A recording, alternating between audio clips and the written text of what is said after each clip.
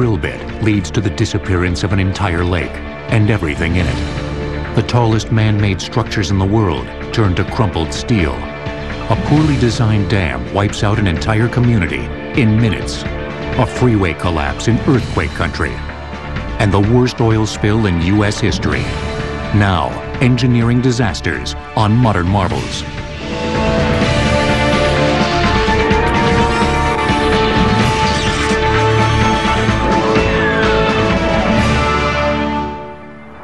Architects and engineers have long been obsessed with the idea of building the tallest structure in the world. From the ancient pyramid of Khufu, which stood as man's highest creation for 43 centuries, before being eclipsed by the Eiffel Tower, to the 20th century's skyscrapers, which jostle for top rank as they push ever higher. The desire to be on top, looking down, is an enduring one. But all these magnificent structures fall far short of a stark utilitarian tower that rises up from the plains of North Dakota to a vertiginous height of 2,063 feet. Meet the KVLY Broadcasting Tower. Its antenna stands 356 feet higher than the tip of the antenna on the Sears Tower, higher than any other structure on Earth. They are very impressive structures, and yet when you drive by them, they don't look like much. In fact, they're even hard to see under certain conditions.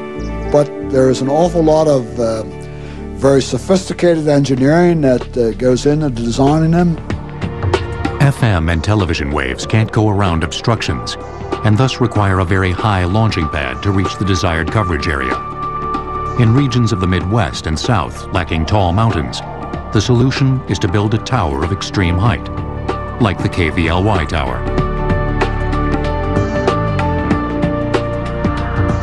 The most characteristic design feature of broadcast towers is this steel lattice framework, which is bolted together in 20 to 40-foot sections, all the way to the top. A less noticeable but crucial part of the tallest towers are thin steel cables called guy lines. These high-strength pre-tensioned cables stretch down from the tower at several vertical points and are anchored into cement foundations on the ground. Basically, a guy cable is a tension element.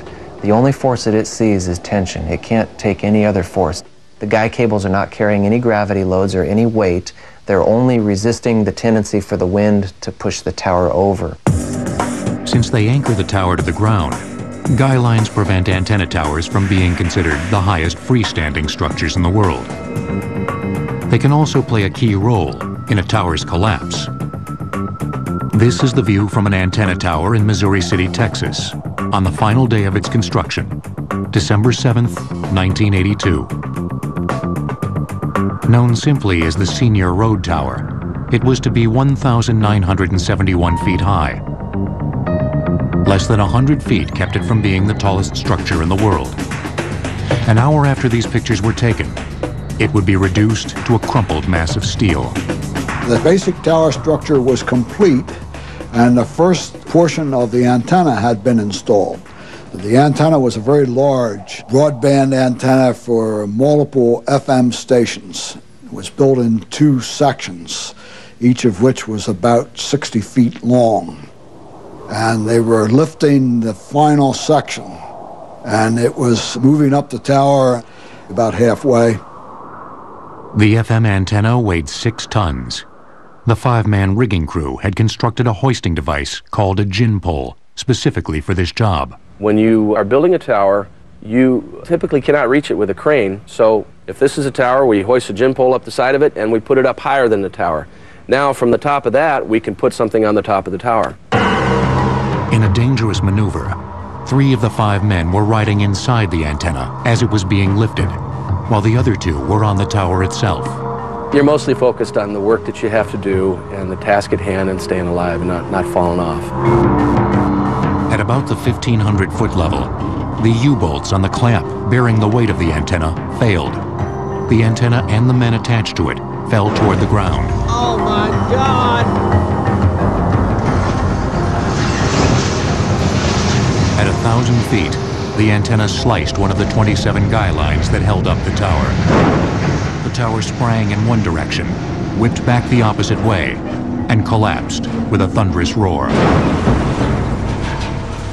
Say that one of those cables had a tension in it of, I'll say 20,000 pounds. And then you suddenly break that. So you release that kind of energy. The other cables that are still intact are pulling by that amount of force the other direction. And so they pull the tower sideways, and that causes it to buckle.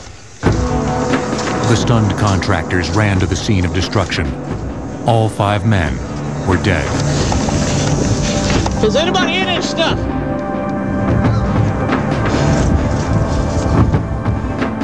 The transformation from sky-high tower to tangle of steel took 17 seconds. The total collapse of the senior road tower was caused by the guy line snapping. But the disaster was set in motion by the failure of the half-inch diameter U-bolts on the gin pole. During the subsequent investigation, analysis would show that the shear strength of the bolts was half what it should have been. Some observers believe these small puffs of smoke are actually debris flying off the bolts as they snapped.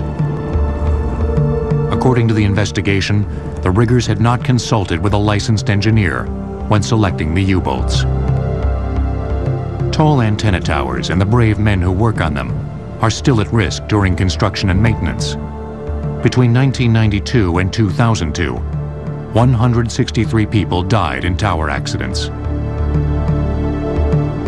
For engineers, the challenge is to reduce the risk of catastrophic failure during moments when the forces acting on the tower are being shifted. For instance, if they're replacing a brace, what happens is they go up there and they take that brace off. Once they take the brace off the tower, now the tower is vulnerable.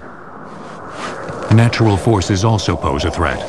Ice and wind, especially acting together, can bring a tower down.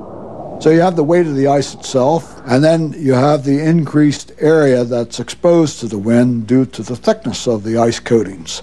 And this can increase the wind forces considerably. But it's the collapses during routine construction and maintenance that continue to echo lessons not learned from the tragic senior road tower disaster. These collapses, which most often involve the loss of human life, are the most preventable. It is an industry that does have some hazards to it during construction, and you certainly have to be extremely careful. And there's been a big increase in the attention being paid to the safety issues during construction. Which is good, because humanity's hunger for instant information, communication, and entertainment is only increasing.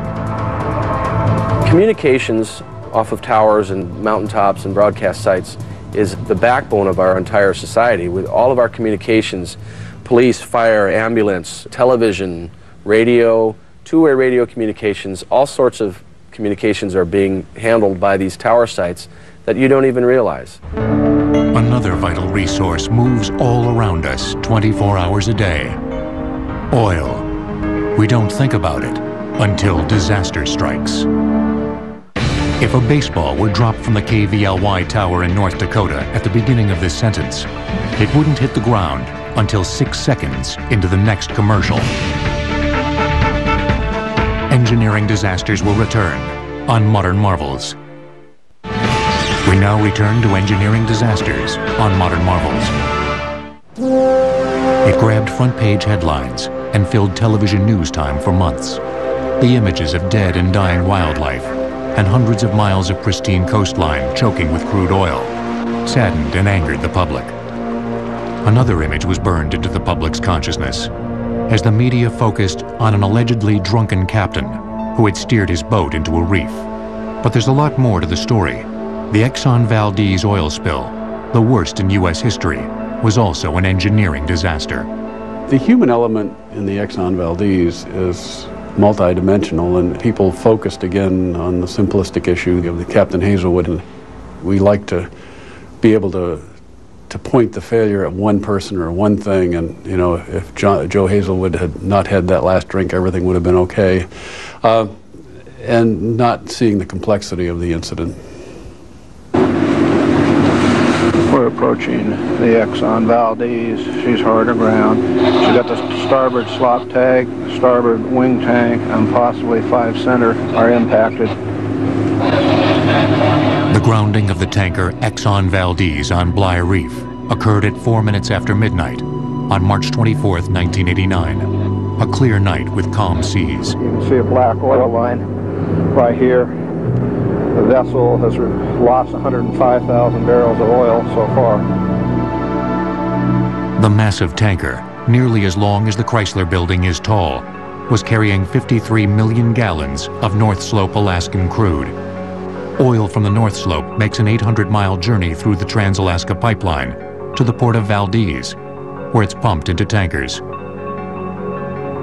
The North Slope oil and the pipeline to Valdez and the sea leg from Valdez to the west coast of the U.S. was a highly political decision when it was created. You may remember that the bill to create the pipeline was passed on a tie vote. The immediate cause of the accident was fairly simple. Captain Joseph Hazelwood had ordered the ship to leave the outbound shipping lane and head inward to avoid icebergs, a fairly common move in Prince William Sound. Hazelwood then left the third mate, who had steered supertankers through the Sound 25 times previously, in command of the ship. To re-enter the shipping lanes before running into Bligh Reef, the Exxon Valdez would have to make a hard right turn. This is not a sports car you're driving. This is a 200,000 deadweight ton tanker. And when you give a rudder command or an engine command, it doesn't instantly change. The third mate had a relatively inexperienced seaman assisting him with the turn. The 987-foot tanker failed to make the turn in time. Traveling at 12 knots, the ship slammed into the rocky bottom of Bligh Reef and ran full aground. 8 of its 11 cargo tanks were torn open. Oil gushed freely into the sea. 11 million gallons would enter the water. In his call to the Coast Guard, Hazelwood made one of the great understatements of all time. We should be on your radar there. We fetched up hard ground north of Goose Island off Bligh Reef. And evidently, we get some oil. Human error had played its part, but the ensuing disaster would reveal a fatally linked chain of engineering as well as human failure. The most immediate failure was with the ship itself. When the Exxon Valdez happened in 1989, when that ran aground, the whole issue of these monster ships that carry these massive amounts of oil, the issue of the ship having only a single hull came to light. The Exxon Valdez was only 2 years old, yet only 3/4 of an inch of steel was all that stood between millions of gallons of oil and one of the most environmentally sensitive areas of the United States. The long-awaited catastrophe of the single-hulled supertanker had arrived. When the controversial Trans-Alaska Pipeline began operations in 1977, it came with promises that all tankers would be outfitted with double hulls. Think of a U for a cross-section of a supertanker. Then think of a smaller U inside with a 10-foot difference in between. So it's basically a hull inside a hull. That's why they call it a double hull. And so if there is an impact, the energy of that impact hopefully is taken up by penetrating the first hull, but not the second one. The double hull was a promise not kept or enforced. In 1989, nearly all of the tankers leaving the port of Valdez had a single hull. But the ship itself was only part of a complex oil transport system that had broken down. A systems failure. There were assurances given by the oil companies that it would be operated in a fail-safe mode. And sometime between 1977 and 1989, the operations of the system had degraded to a point where a very severe accident could occur. When you get to a system where one mistake means that you lost the whole thing, then you really haven't designed the system very well. A key part of the system's failure was inadequate radar. Shortly before the disaster, the Valdez Coast Guard Station's radar crews had been cut in half, and the radar itself had been replaced with a unit that was no longer capable of detecting Bligh Reef. So when the Exxon Valdez was heading for Bligh Reef, it was not under any external radar coverage. Reductions in the tanker's crew size, nearly 50%, further increased the chance of disaster. The final weak link in the chain was the spill response. If the strategy was, if you have a major oil spill, to contain it near the ship to minimize damage and then remove it from the containment, the response was a total failure because the oil totally escaped from the vicinity of the ship. Nearly every technology used to clean up the oil spill arrived too late and was ineffective. Many of the containment booms, large floating curtains used to corral the oil, were of the wrong type for ocean use. Some actually sank. Fishermen with buckets reportedly had better success in scooping up oil than Exxon did with skimmers, mechanical vacuums that suck up oil. And when foul weather arrived on the third day, whipping up the oil into a thick mousse-like froth, it was too late for chemical dispersants to be effective in breaking down the oil. The initial cleanup was a total failure because there was inadequate resources. The people of Alaska justifiably felt betrayed. They were told that if anything happens, we have the equipment, we have the skill to clean it up, and that was not there. It's a pristine region. If you've ever been there, Prince William Sound is incredibly beautiful. So the environmental damage was proportionally very high for the amount of oil spilled. Then it just became just a massive shoreline cleanup and restoration exercise, which took months and it cost a lot of money, and it's still doubtful what good that actually did. The good that did come out of this disaster, and the Oil Pollution Act of 1990, came in the form of better tug escorts, which can tow or nudge the giant tankers away from danger. GPS systems in concert with improved radar, dramatically improved cleanup technologies, and a mandate that all U.S. tankers have double hulls by 2015. The accidents have always led to the change of design.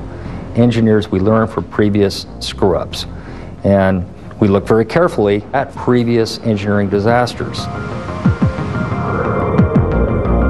While oil spills continue to plague the seas, at least one region, ironically, is ready.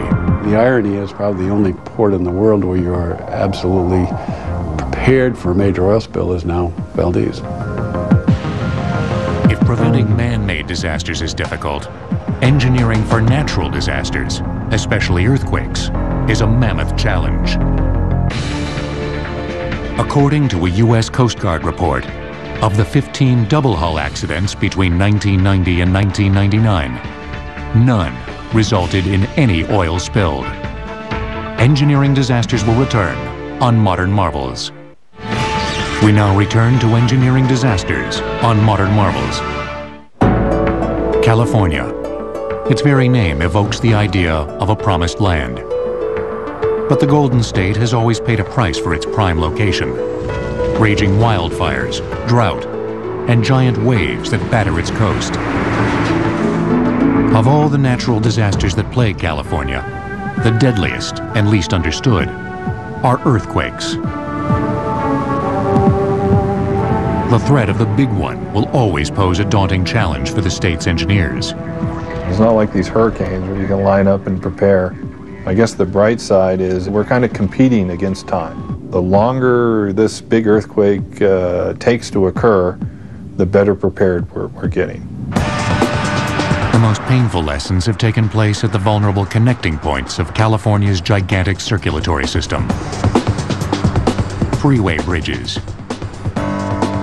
One particularly tragic incident sent shockwaves through the engineering community.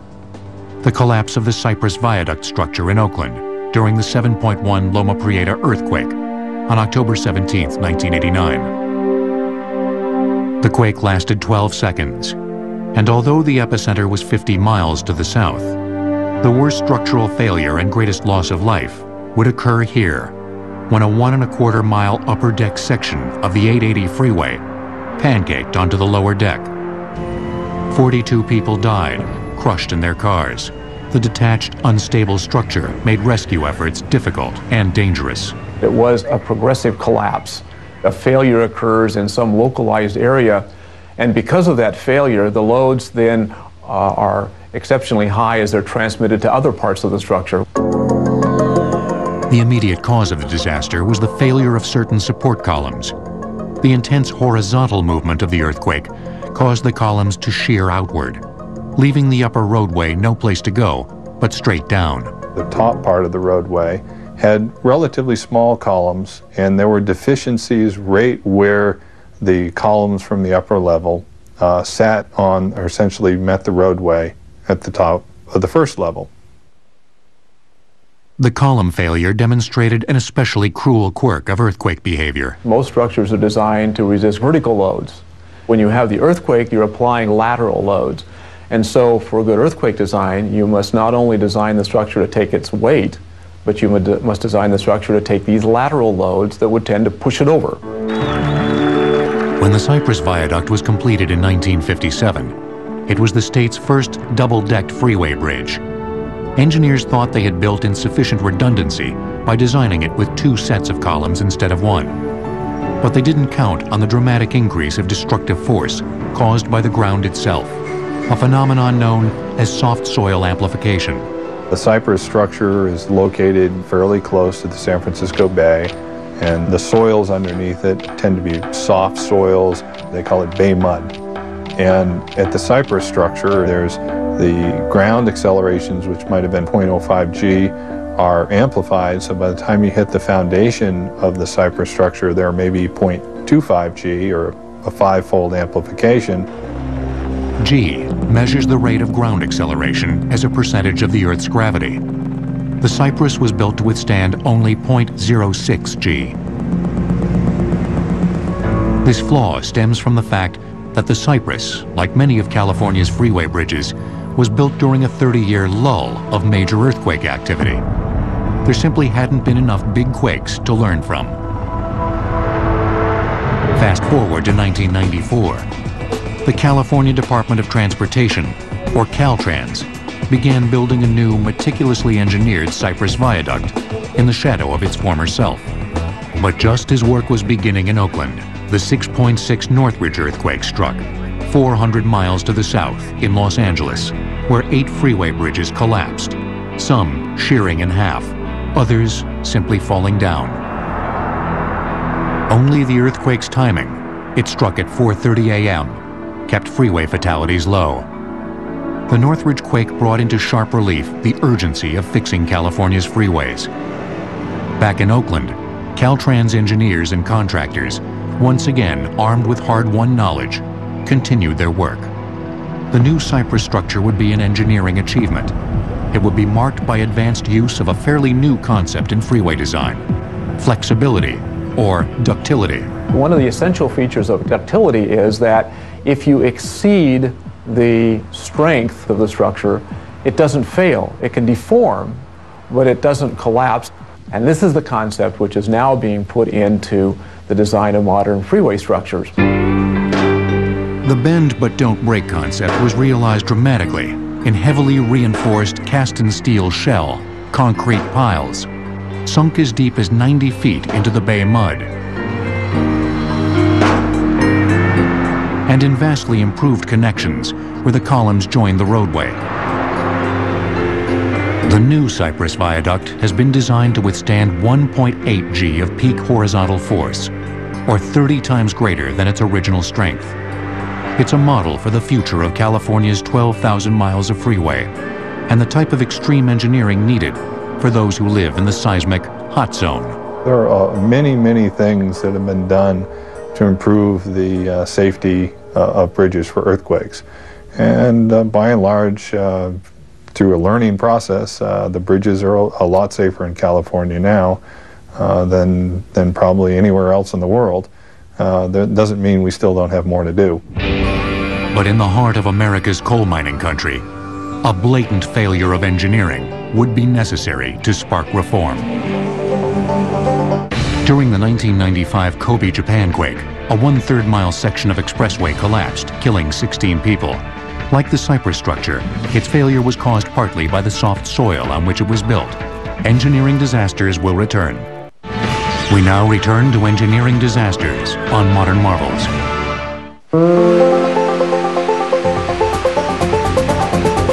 This is Buffalo Creek, West Virginia, a steep, rugged valley in the heart of Appalachia. The surrounding region of Logan County became known as the birthplace of the Hatfield-McCoy feud, and later as one of the most prolific producers of coal in the United States. But since February 26, 1972, it's better known as a place torn apart by a dreadful engineering disaster. One that killed 125 people and forever altered a community. The roots of the disaster are deeply embedded in the history of coal mining. Getting coal out of the ground has always been a labor-intensive activity and a dangerous one. Methane poisoning, cave-ins, and explosions are just some of the hazards that plague miners. In 1925 alone, 686 workers died in the mines of West Virginia. Over the decades, hard-fought gains in safety conditions and increased automation made coal mining a somewhat less hazardous job. But one aspect of the coal mining operation remained dangerously unchecked: coal waste dams. Unlike traditional dams, coal waste dams provide neither electricity nor a reservoir of potable water. They are essentially gigantic garbage dumps. You mine coal, and coal usually has some material in it that's not coal. You run it through different processes and you end up with coal, and then you end up with refuse. And these processes include the use of water. So now you have refuse you have to get rid of, and water you have to get rid of. For years, mining companies dumped the wastewater directly into streams, including Buffalo Creek. But early environmental laws put a stop to that. The companies were required to at least make an effort to try to control the wastewater from the plant. And the cheapest thing for them to do was just to build a dam across the valley. In 1960, the Laredo Mining Company built what became known as Dam Number 1, overlooking the narrow valley of Buffalo Creek. The dam was built of coal waste, also called gob, which smoldered and often caught fire due to its high carbon content. When Number 1's reservoir became filled with silt, the mining company built the larger dam, Number 2, right behind it, on soft clay soil with little shear strength. Several near failures plagued the first two dams. Dam Number 1 overtopped several times, and there were black water discharges that came into Buffalo Creek. Dam Number 2 failed. The front face of it failed and split in the middle a couple of times in the late 60s. The U.S. Geological Survey reported that the dams were in fact vulnerable to a washout. And there was evidence of foundation failure piping in both structures, and particularly in Dam Number 2. But the company went ahead and built the third dam anyway. Dam Number 3 was to be massive, 500 feet thick in the middle, stretching 465 feet across the valley, and rising 60 feet above Dam Number 2's impoundment pond. Despite the dam's size, and the fact that it was to be built overlooking a floodplain, home to several small towns, the only engineering plan was this rudimentary sketch. At the time, engineering requirements for coal dams and federal enforcement were sorely lacking. There was just one provision that said any refuse embankments and impoundments should be substantially constructed. That was it, one paragraph. The mining company's bulldozers began forming the giant face of Dam Number 3 in 1968. The coarse refuse material was not compacted. It was dumped by large trucks and then pushed into the center of the valley, out on top of the slurry that had been discharged by the previous dams. There's no way one could get compaction with that thick a layer of material being pushed forward. So there was no strength whatsoever in the material. In addition, the dam was built without proper spillways to alleviate the reservoir when it reached capacity. Such basic engineering deficiencies made a catastrophe virtually inevitable. The front face of the dam failed, I believe, in both 1969 and again in 1971. So there had been two failures of the front face of Dam Number 3 prior to February 26, 1972. Anybody with engineering knowledge knew that there were some serious problems with Dam Number 3 and its long-term stability. Despite such evidence, the Pittston Company, the dam's final owners, did not make the needed structural changes. 8 a.m., February 26, 1972. 4 years of runoff from the mine and seasonal rains had swollen the dam's reservoir to 132 million gallons. Anxious residents noted large cracks in the dam's face. The crest had become soft. The mining company officials, even though they had no real engineering knowledge, took it upon themselves to tell people that there was no danger and they should go home or stay in their homes. And it was only some local residents who actually warned their neighbors and got some people out. Somebody did call my mother and told her that there was fear, I guess, up on the creek that the dam would break. And so we kind of knew something was going on. We didn't have any clue how bad it was going to be, though. Water had saturated so deeply into the dam's interior that a third of its face slid off into the impoundment pond of Dam Number 2. The remainder of the dam then failed catastrophically. It simply liquefied, unleashing massive amounts of energy as it overtopped Dams 1 and 2 on its unstoppable path to the valley below. The flood announced itself with loud explosions as it slammed into the smoldering gob pile that was Dam Number 1. The town of Saunders was directly below. And so within a matter of moments, the whole town of Saunders was obliterated by this mass of water and slurry. The 20-foot-high flood wave surged with 132 million gallons of water and 1 million gallons of sludge. It gained momentum from gravity and from its own increasing mass as it grabbed up mud, coal waste, and soon, houses and cars.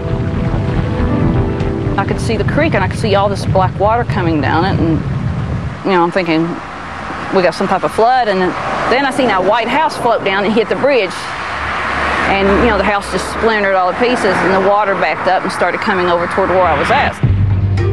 As some scrambled up the cold, muddy hillsides to escape, they looked back to see houses floating by with people still looking out the windows.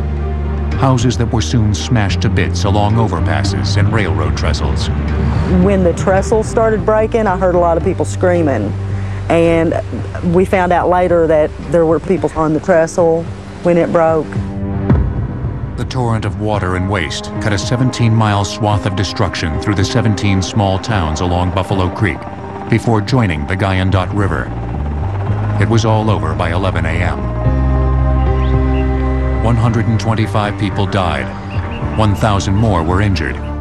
507 houses, 44 mobile homes, and 30 businesses were destroyed. 4,000 people were left homeless. It was like you had civilization one day, and then it was pure chaos the next day, and that chaos lasted for a very, very, very long time. Entire families died together. There was friends and friends of friends and relatives of relatives that died. A lot of funerals to go to. Rage followed grief. Co-operators' money and elect you politicians, and you get to Washington and you care nothing about us. As with other disasters of this scale, the Buffalo Creek Dam disaster was a shocking wake-up call to federal and state agencies. The Army Corps of Engineers and the Mine Safety and Health Administration, or MSHA, launched a comprehensive inspection of coal waste dams across the nation.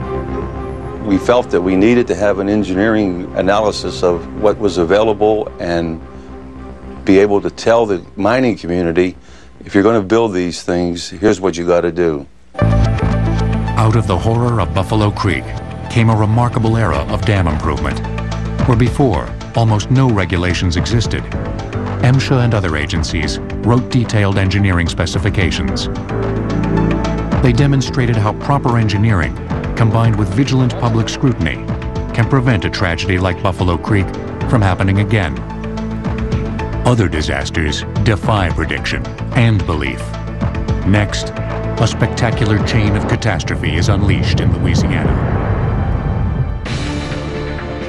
There are over 650 coal waste dams in the United States today. At least 232 are in West Virginia, more than in any other state. Engineering disasters will return on Modern Marvels. We now return to engineering disasters on Modern Marvels. The southern coast of Louisiana, where the water flows everywhere. Shallow lakes full of catfish, broad bayous, canals dotted with shrimp boats, all leading to the Gulf of Mexico. On November 20th, 1980, water would play the key role in one of the strangest and most spectacular engineering disasters ever. This was once the shaft of the Jefferson Island salt mine, where men had been pulling salt out of the earth since 1919. Louisiana's salt lies in gigantic underground domes, some larger than Mount Everest, which are pushed upward by the force of the heavier rock that surrounds them. Part of the Jefferson Island mine is located directly under Lake Peigneur. The mine, which was operated by the Diamond Crystal Salt Company, shared space on Jefferson Island with a lush botanical preserve known as Live Oak Gardens. There's another abundant resource deep under Lake Peigneur, one frequently found in pockets near salt domes. It's as black as the salt is white. That salt moves upward and it pierces through surrounding strata, sands, clays, and limestones. And this piercing produces faults and folds within these surrounding sediments, producing an ideal mechanism to trap oil. So it was hardly surprising that Texaco was conducting exploratory drilling close to the Jefferson Island salt mine in November of 1980. On November 20th, the two delicate underground and underwater operations, drilling oil and mining salt, collided in spectacular fashion. Well, it was a typical day in November the 20th, 1980. A nice, cool, crisp day, clear skies. People were fishing out on the lake, as they usually do. The mine was in full operation. But in the pre-dawn hours, the oil drilling crew on Lake Peigneur had run into a problem. At 500 or 600 feet, they hit salt. And they were not supposed to hit salt for another couple of hundred feet. The drill bit became stuck. The crew heard strange popping sounds. The oil rig tilted badly to one side. And at that point in time, the drillers recognized that they had a fairly serious problem on their hands. What they didn't realize is the 14-inch drill bit had punctured the roof of the salt mine at the 1,300-foot level, creating a funnel for Lake Peigneur to drain into. It was apparently the result of a simple miscalculation. It seems that there was an engineering error in the location of the Texaco well. They used a form of triangulation for determining the location, and one of the points they used for triangulating was in error. And consequently, it rotated the location of the borehole about 400 feet closer to the main mine than it should have been. 90 minutes after the drill became stuck, the drilling crew, who had wisely abandoned the tilting rig, watched in amazement from the shore as their 150-foot derrick disappeared into a lake that was less than 10 feet deep.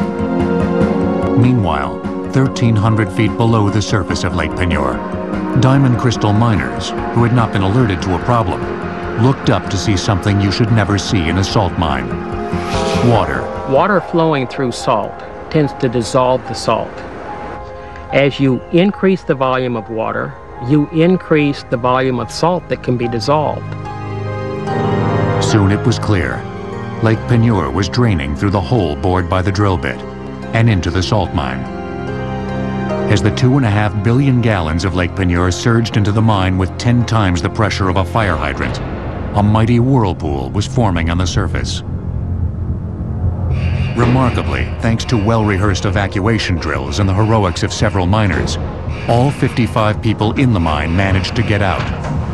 But back on the surface, the chaos was just beginning.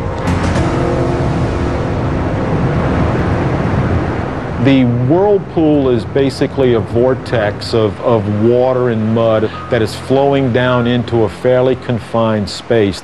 And that whirlpool is basically flowing downwards under the force of gravity, pulling sediment and other materials down with it. The whirlpool's sucking force pulled heavy-duty barges toward it as their crews leapt for safety.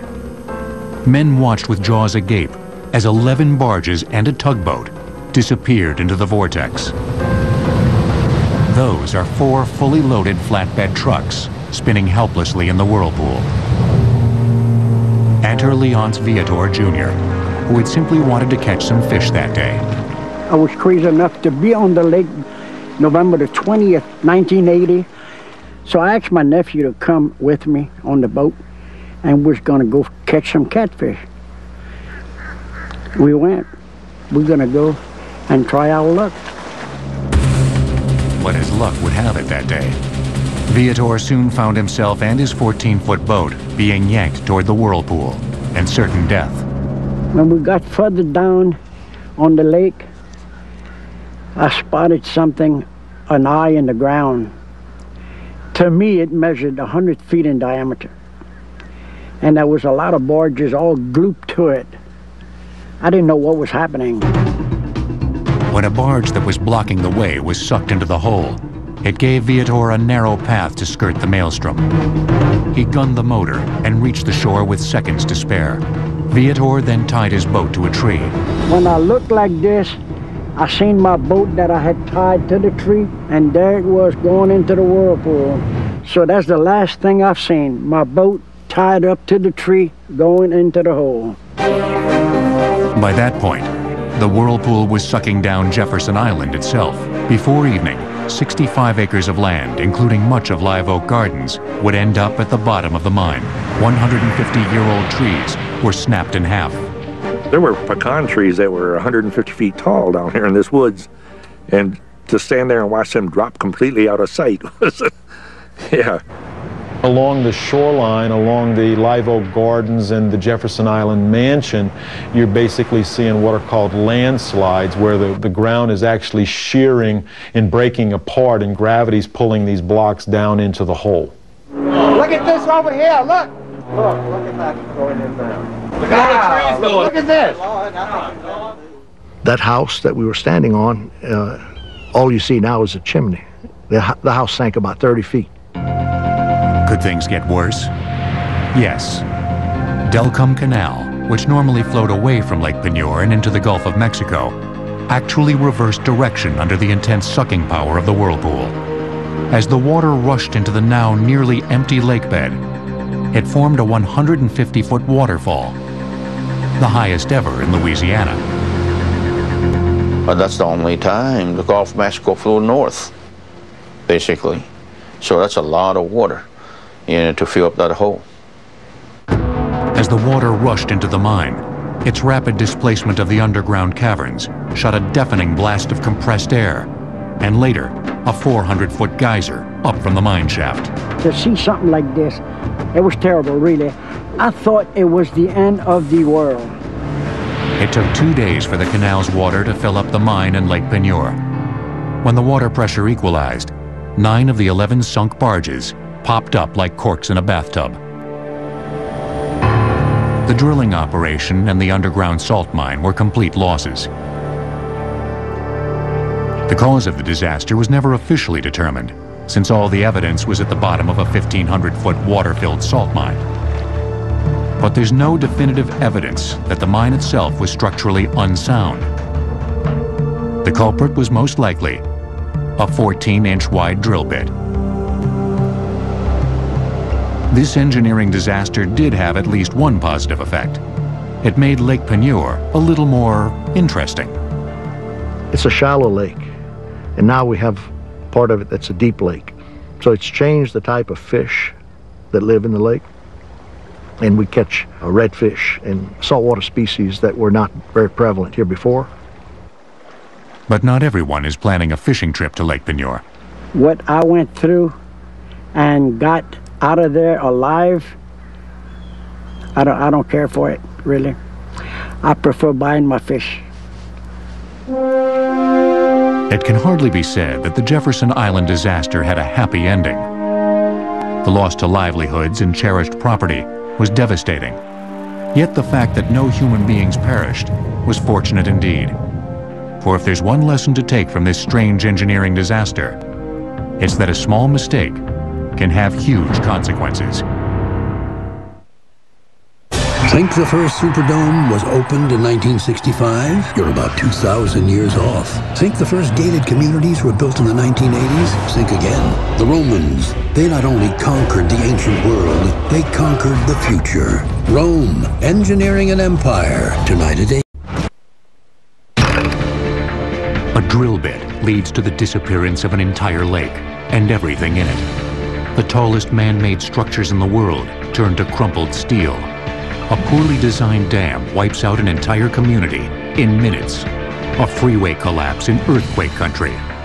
And the worst oil spill in U.S. history. Now, engineering disasters on Modern Marvels.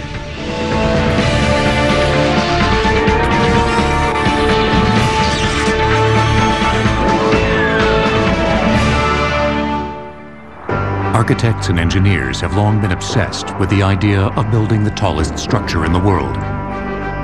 From the ancient pyramid of Khufu, which stood as man's highest creation for 43 centuries, before being eclipsed by the Eiffel Tower, to the 20th century's skyscrapers, which jostle for top rank as they push ever higher. The desire to be on top, looking down, is an enduring one. But all these magnificent structures fall far short of a stark utilitarian tower that rises up from the plains of North Dakota to a vertiginous height of 2,063 feet. Meet the KVLY Broadcasting Tower. Its antenna stands 356 feet higher than the tip of the antenna on the Sears Tower, higher than any other structure on Earth. They are very impressive structures, and yet when you drive by them, they don't look like much. In fact, they're even hard to see under certain conditions. But there is an awful lot of very sophisticated engineering that goes into designing them. FM and television waves can't go around obstructions, and thus require a very high launching pad to reach the desired coverage area. In regions of the Midwest and South lacking tall mountains, the solution is to build a tower of extreme height, like the KVLY tower. The most characteristic design feature of broadcast towers is this steel lattice framework, which is bolted together in 20 to 40-foot sections, all the way to the top. A less noticeable but crucial part of the tallest towers are thin steel cables called guy lines. These high-strength pre-tensioned cables stretch down from the tower at several vertical points and are anchored into cement foundations on the ground. Basically, a guy cable is a tension element.